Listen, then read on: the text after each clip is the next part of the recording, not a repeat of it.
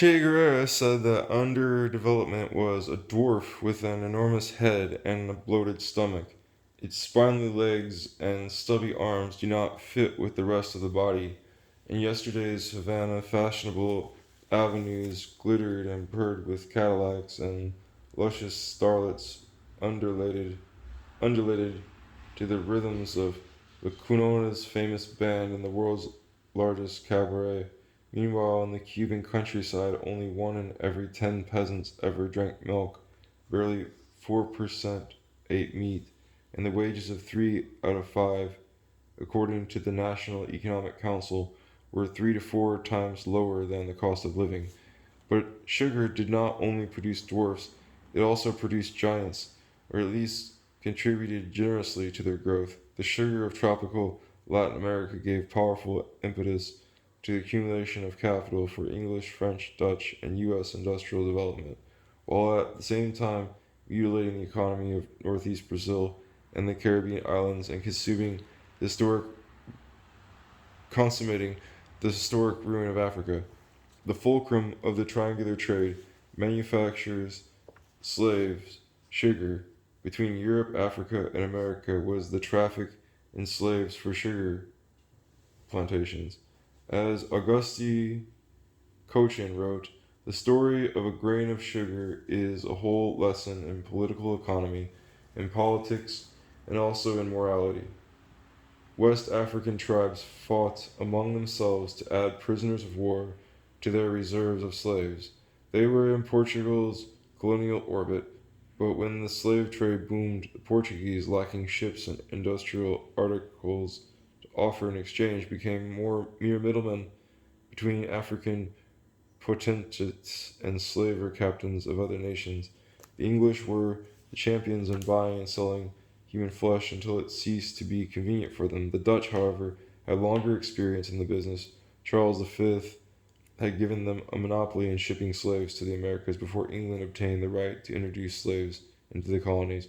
As for France, the Sun King, Louis XIV, shared with the King of Spain half the profits of the Guinea Company, formed in 1701 to facilitate the slave trade to the Americas, and his finance minister, Jean Baptiste Colbert, the architect of French industrialization, had good reason to describe the slave traffic as recommended for the progress of the national merchant marine. Adam Smith said that one of the principal effects of the discovery of America, quote, has been to raise the mercantile system to a degree of splendor and glory which it could never otherwise have attained to.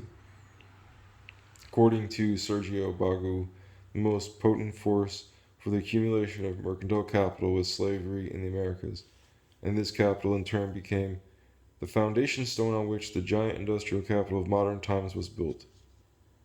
The New World revival of Greco Roman slavery had miraculous qualities. It multiplied the ships, factories, railroads, and banks of countries that were not originally involved in Africa, or, with the exception of the United States, in the fate of the slaves crossing the Atlantic.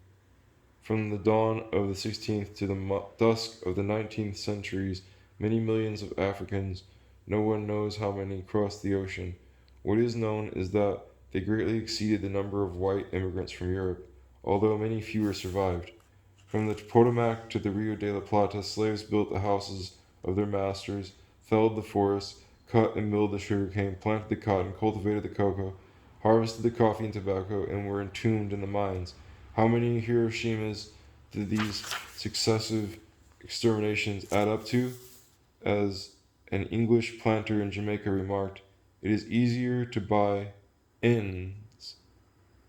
It says, word I don't want to say, than to breed them.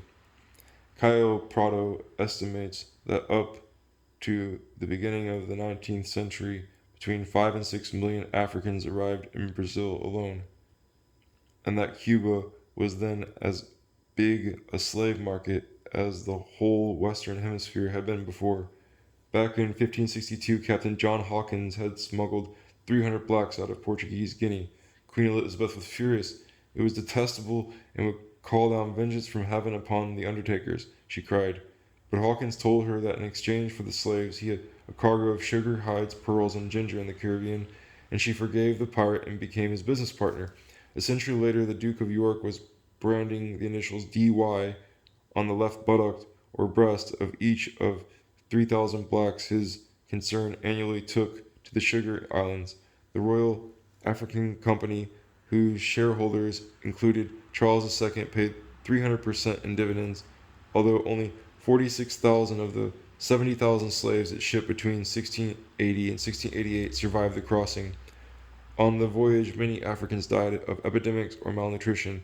Others committed suicide by refusing to eat, hanging themselves by their chains, or throwing themselves into a sea bristling with sharks' fins.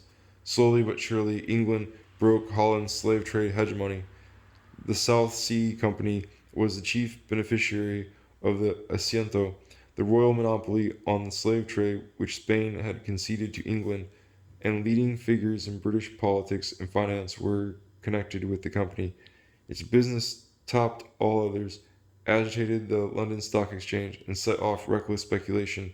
Traffic in slaves raised the shipping centre of Bristol to the rank of Britain's second city and made Liverpool the world's greatest port. Ships sailed with cargoes of duly blessed weapons, cloth, gin and rum, baubles, and coloured glass, the means of payment for Africa's human merchandise and for the sugar, cotton, coffee, and cocoa of American colonial plantations. The British established their reign over the seas. At the end of the 18th century, Africa and the Caribbean were providing work for 180,000 textile workers in Manchester. Sheffield produced the knives. Birmingham produced 150,000 muskets a year. African chiefs received the products of British industry and delivered the human cargoes to slaver captains. This provided them with new weapons and plenty of liquor to embark on the next manhunts in the villages. They also supplied ivory, wax, and palm oil. Many of the slaves came from forest areas and had never seen the sea. They mistook its roaring for that of some underwater beast waiting to devour them, or, according to a slave trader of the period, believed not entirely without reason that they are carried like sheep to the slaughter and that the Europeans are fond of their flesh. The cat o' nine tails could do little to contain the Africans' desperate suicides. The bundles who survived the hunger and disease, the weeks of lying crammed together below decks, were exhibited in rags, mere skin and bones, in the public square after being paraded through colonial streets to the sound of bagpipes. Those arriving too exhausted could be fattened up in the slave barracks before showing them to buyers. The sick ones were left to die on the piers. Slaves were sold for cash or on 3-year credit. The ships sailed back to Liverpool carrying various tropical products. In the early 18th century, 3/4 of the cotton used by the British textile industry came from the Antilles. Although Georgia and Louisiana later became its chief sources, by mid century there were 120 sugar refineries in Britain. At that time, an Englishman could live on £6 a year. Liverpool slave merchants garnered more than 1.1 million a year in the Caribbean alone, not including their fat profits from the additional trade. 10 big concerns controlled 2/3 of the traffic. Liverpool installed a new system of docks. More, longer, and heavier ships were constantly being built. Silversmiths offered silver padlocks and collars for inns and dogs. Elegant ladies paraded about the monkeys in embroidered jackets and child slaves in turbans and ballooning silk trousers. And economists describe the slave trade as the basic and fundamental principle of all the rest, like the mainspring of the machine which sets every cogwheel in motion. Banks proliferated in Liverpool, Manchester, Bristol, London, and Glasgow. Lloyds piled up profits, insuring slaves, ships, and plantations. From the beginning, London Gazette announcements advised that fugitive slaves should be returned to Lloyd's. Slave trade profits financed the building of Britain's Great Western Railway and of industries such as the Welsh slate factories. Capital accumulated in the triangular trade made possible the invention of the steam engine. James Watt was subsidized by businessmen who made their fortunes in that trade. Early in the 19th century, Britain became the leader in the anti-slavery campaign. British industry needed international markets with more purchasing power, which led it to preach the gospels of wages.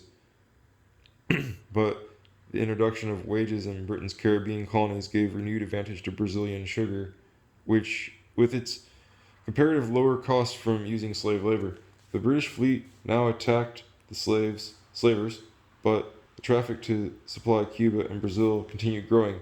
Before a British ship could reach a pirate ship, the slaves were thrown into the sea. All that remained on board were the smell and the laughing captain on deck. Repression of the traffic raised prices and further pyramided profits. By the middle of the century, slavers were selling vigorous slaves whom they had got for an old rifle for more than 600 a head in Cuba. The little Caribbean islands, 600 US dollars. The little Caribbean islands had been far more important to Britain than its colonies to the north. Barbados, Jamaica, and Montserrat were forbidden to make so much as a needle or a horseshoe for themselves. But the situation was quite different in New England, and this facilitated both its economic development and its political independence. In New England, the slave trade gave birth to a large part of the capital that produced the U.S. Industrial Revolution. In the middle of the 18th century, northern slave ships carried barrels of rum to Africa from Boston, Newport, and Providence. They exchanged the rum for slaves, sold the slaves in the Caribbean, and from there brought molasses to Massachusetts, where it was distilled and converted into rum, completing the cycle. The best Antillean rum, West Indian rum, was not even made in the Antilles. With capital obtained from this trade in slaves, the Brown brothers of Providence installed the foundry that provided George Washington with guns for the American Revolution. Caribbean sugar plantations, condemned as they were to cane monoculture, were not the dynamic center of development for the 13 colonies, solely because of the impetus the slave trade gave to naval industry and to the New England distilleries. They also provided a large market for the export of foodstuffs, timber, and sugar mill implements, lending economic viability to the farm and budding factory economy of the North Atlantic. Ships built in the colonist yard carried to the Caribbean massive cargoes of fresh and smoked fish, grain, beans, flour, fats, cheese, onions, horses and oxen, cattle and soap, textiles, pine, oak, and cedar for sugar boxes. Cuba had the first steam saw in Hispanic America, but no timber to cut. And barrel staves, hoops, rings, and nails. The whole process was a pumping of blood from one set of veins to another, the development of some, the underdevelopment of others.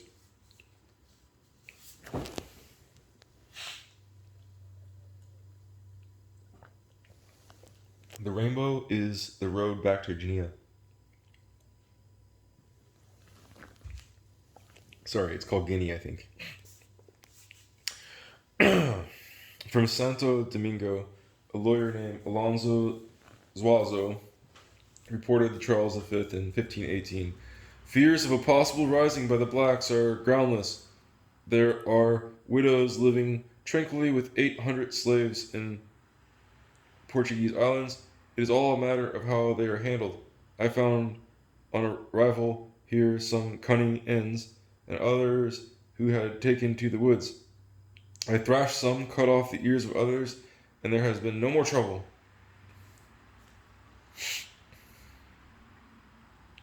Four years later, the first slave rising in the Americas broke out. The slaves of Diego Columbus, son of the discoverer, started the revolt and ended on gallows lining the sugar mill lanes. Other rebellions followed in Santo Domingo and then in all the Caribbean sugar islands. A couple of centuries after the Diego Columbus uprising, at the other end of the island, runaway slaves fled to the Haitian mountains and there reconstructed African life, growing their food, worshipping their gods, practicing their ancient customs. For the people of Haiti, the rainbow still symbolizes the road back to Guinea. In a ship with a white sail, in Dutch Guinea, Suriname, communities of Dejukas, descendants of slaves who fled into the forest, have survived for 3 centuries across the Coryantine River. In these villages, Obeth shrines, like those in Guinea, can be seen. Ceremonial dances are performed that could take place in Ghana, and the people talk with drums, which are made like Ashanti drums. The first big revolt in Guyana occurred 100 years after the flight of the Jukes. The Dutch recovered the plantations and burned the slave leaders in slow fires, but in Brazil, a little before the Juca exodus, fugitive slaves had organized the black kingdoms of Palmares in the northeast, and throughout the 18th century had successfully resisted dozens of military expeditions sent to suppress them. First by the Dutch and then by the Portuguese, assaults by thousands of soldiers were fruitless against the guerrilla tactics which, until 1693, made the refuge invulnerable. The independent kingdom of Palmares, a call to rebellion, a banner of liberty, was organized as a state similar to the many that existed in Africa in the 17th century. It extended from near Cape Santo Agostinho to Pernambuco to the northern Rio São Francisco zone in Alagoas, an area one-third the size of Portugal and surrounded by dense wild forests. The ruling chief was elected from among the wisest and most skillful, the man of greatest prestige and success in war or command. When the sugar plantation was at its height of omnipotence, Palmeiras was the one corner of Brazil where agriculture was being diversified. Guided by their own experience or that of their ancestors in Africa's savannas and forests, the blacks raised corn, sweet potatoes, beans, manioc, bananas, and other foods. The colonial troops assigned to bring back the men who had crossed the sea in chains and deserted the plantations believed, not without reason, that the destruction of these crops was their main purpose. The abundance of food in Palmares contrasted with its lack in coastal areas at the zenith of the sugar prosperity. The slaves who had won liberty defended it ably and bravely because they shared its fruits. Land in the black state was held in common and no money circulated. No slave rebellion in world history lasted as long as that in Palmares. Spartacus's rebellion, which shook the most important slave system of ancient times, lasted 18 months. For the final onslaught, the Portuguese crown mobilized the biggest army seen in Brazil until the colony became independent much later. No fewer than 10,000 people defended the last bastion of Palmares. The survivors were beheaded, thrown from precipices, or sold to merchants in Rio de Janeiro and Buenos Aires. 2 years later, the chief Zumbi, whom the slaves believed to be immortal, was betrayed and captured. He was surrounded in the forest and his head cut off, and rebellions continued. Not long afterward, Captain Bartholomew Bueno do Prado returned from the Rio das Mortes with trophies of victory over another slave rising. He brought 3,900 pairs of ears in his horse's saddlebags. In Cuba, too, there were risings. Some slaves committed mass suicide, mocking their masters, as Fernando Ortiz has put it, with their eternal strikes, their unending flight to the other world. They thought they would thus be brought back to life, body and soul, in Africa, by mutilating the corpses so they would return to life castrated, maimed, or decapitated. The masters dissuaded many from killing themselves. Around 1870, according to recent account by a Las Vegas 100-year-old slave who took to the woods as a youth, blacks in Cuba no longer chose suicide. A magic chain gave them power and they flew through the sky and returned to their own land. Or they lost themselves in the mountains because everyone wearied of life, and the ones who got used to it were broken in spirit. Life in the forest was healthier. The gods of Africa remained alive for the slaves, as did the nostalgia-nourished legends and myths of their lost fatherlands. In their ceremonies, dances, and incantations, the blacks clearly expressed the need to affirm a cultural identity that Christianity denied. But the church's material stake in the exploitation they suffered must have been a factor also.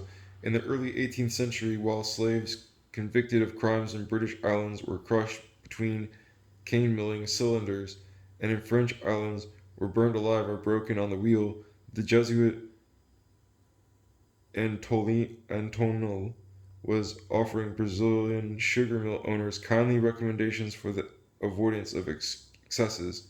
The ministers should under no circumstances be permitted to administer kicks in the belly to pregnant women or beatings to the slaves, since anger may prevail over restraint and an efficient and valuable slave may be injured in the head and lost. In Cuba, overseers applied their thongs of hide or hemp to the backs of pregnant females who had erred, but before stretching them out with their bellies over a hole to avoid damaging the little creature. Priests, quote, priests who received 5% of sugar production as a tithe gave Christian absolution. The overseer administered punishment, like Jesus Christ castigating sinners. The apostolic missionary Juan Perpignan y Pernats published his sermons to the blacks. My poor little ones, be not afraid, because as slaves you have so many burdens to bear. Your body may be enslaved, but your soul remains free to fly one day to happy mansions of the chosen. The God of the pariahs is not always the same as the God of the system that makes them pariahs. Although the Catholic religion officially embraces 94% of the population of Brazil, black Brazilians today maintain their African traditions and keep alive their religious faith. Often camouflaged behind Christian saints, cults of African origins are widely practiced by the oppressed, whatever their skin color. The same is true in the Antilles. The voodoo gods in Haiti, Cuba's Bembe, and Brazil's Umbanda and Quimbanda are more or less the same, despite the greater or smaller transfiguration that rites and original gods have undergone through American naturalization. In the Caribbean and in Bahia, the ceremonial chants are intoned in Nago, Yoruba, Congo, and other African languages. In the big city suburbs of southern Brazil, on the other hand, Portuguese predominates. But from the West African coast, the gods of good and evil have endured throughout the centuries to become the avenging phantoms of the disinherited, the humiliated poor who chant in the slums of Rio de Janeiro. Power of Bahia, power of Africa, divine power, come to us, come and help us. Peasants for sale.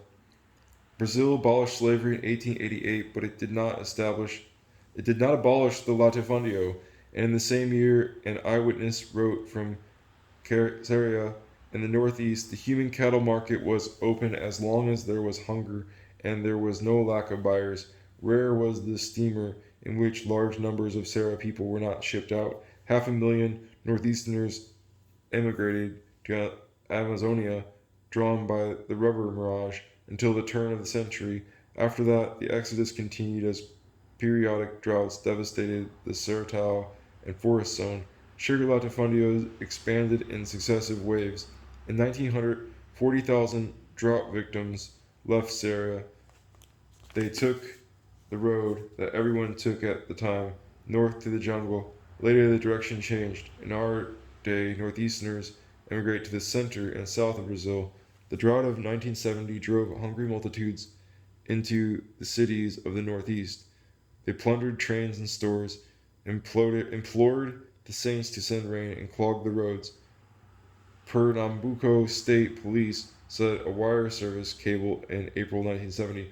Last Sunday, arrested in municipality of Belém de São Francisco 210 peasants who were to be sold for $18 a head to rural landowners in Minas Gerais state. The peasants came from Paraíba and Rio Grande do Norte, the two states most punished by drought. In June, statements by the federal police chief came over the teletype. No effective means of ending the slave traffic were available to him, and although 10 investigations have been launched in recent months, the sale of northeastern workers to rich landowners in other areas continues.